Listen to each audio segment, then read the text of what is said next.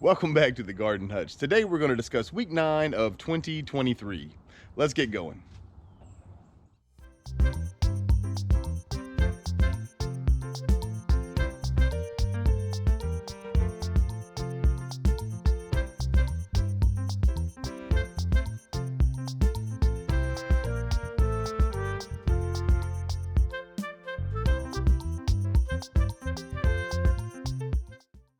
Well, week 9 was easily the busiest week to date here on the homestead. But before we get into all that, I kind of wanted to touch on the weather just a bit.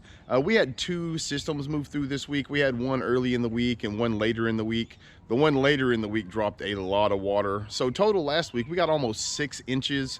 And looking ahead to week 10, we've got a few more storm fronts moving through. Now, the ones we had this week, there was a lot of wind, tornadoes, hail, that sort of stuff associated with it. For the most part, we lucked out and missed that, but there was a little bit of that here. The one coming through in week 10, I think, is mostly just rain, which at this point, a lot of folks out there might be experiencing some flash flooding. So it's a really good time of year to kind of keep an eye on your raised beds to make sure they're draining.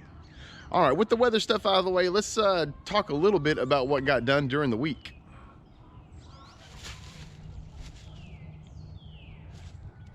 All right, so one of the things we got done this week were we did go ahead and get the old garden, the top garden, the pallet gardens topped off with the beds we wanted with compost.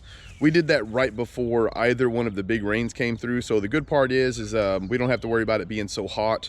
We put it on at about 3 inches or so on all of these beds. And then, the rain washing through them will make sure that the nutrients are sort of distributed evenly. And we don't have to worry about it burning anything. Now, most of these beds that won't be an issue with because we're not planting a lot of this stuff until May. However, down here this week, actually week 10, we will go through and plant our springtime potatoes. We like to plant them now, and we're hoping they come out in June.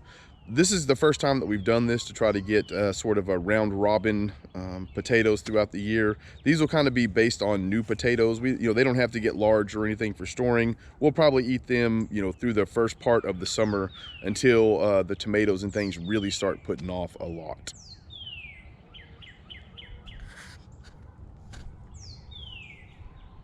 Now, before I move off the old garden and up here to the top garden, I just wanted to point out, keep your eyes open for an upcoming video. We have something kind of exciting going into the old garden. We got another raised bed coming we're going to put in. We're going to plant it with some spring vegetables, and then we're also going to hopefully have it be sort of a centerpiece of our summer garden so we can see how it does. All right, let's step in here to the top garden. So I just wanted to start real fast here, and the carrots aren't getting super big, but you can see them.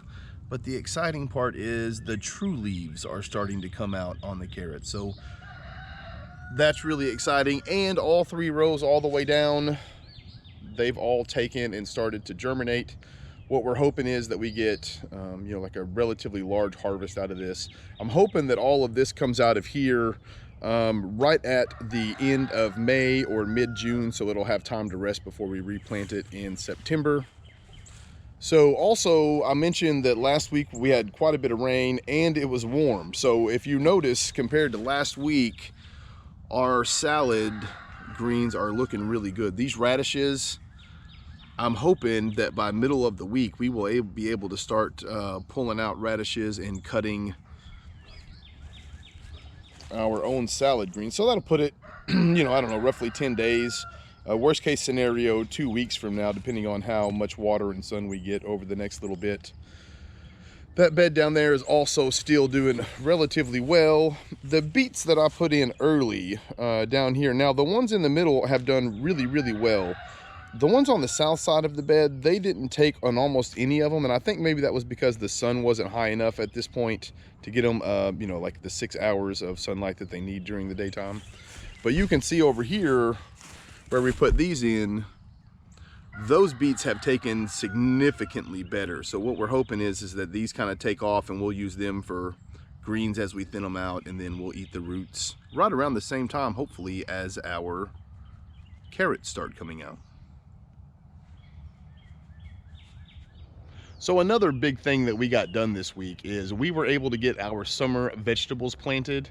I did a little video on the seed starting part. I'll put a link up there for you to watch. I know a lot of the country right now is not really starting the seed videos, but hopefully I'm gonna be able to do an update every week. So by the time a lot of you start, you'll be able to kind of catch up with what we're doing. We did that. We also have a few things in the greenhouse to review today. But before we move into that, I just wanted to mention, now we did fill some of the beds here in the pallet garden with the compost when it came through.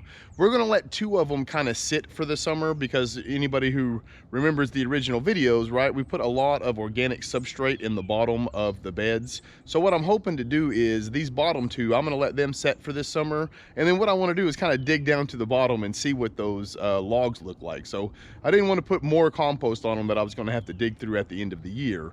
But the top beds, I went ahead and just topped those off, especially the ones that are going to have the peppers and the tomatoes. You know, I'd like to have those little micronutrients in there to avoid some of the problems you can run into during the summertime. So as we enter the greenhouse, what we did was we put our peas in this bucket here with the little trellis system. We're going to see if we can't get some early spring peas. I believe we talked about this last week.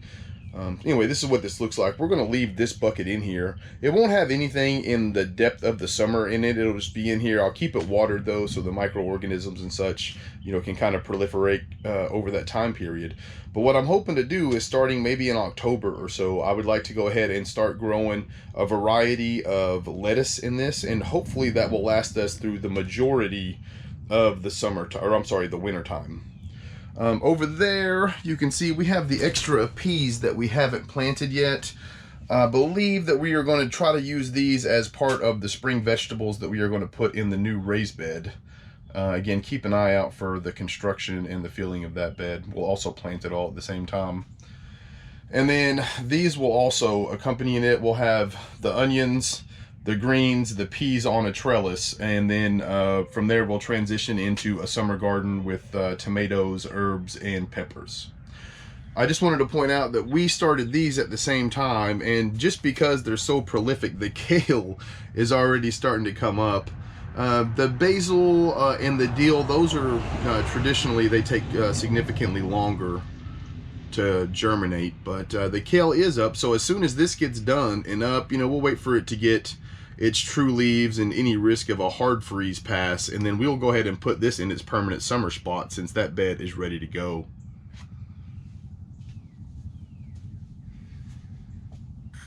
Well, week 9 was certainly busy. It looks like week 10 is going to be even busier. So for us gardeners, that's going to be really exciting. As always, I appreciate everyone who stuck it out here till the end. Until next time, I hope you all take care of yourselves. Peace.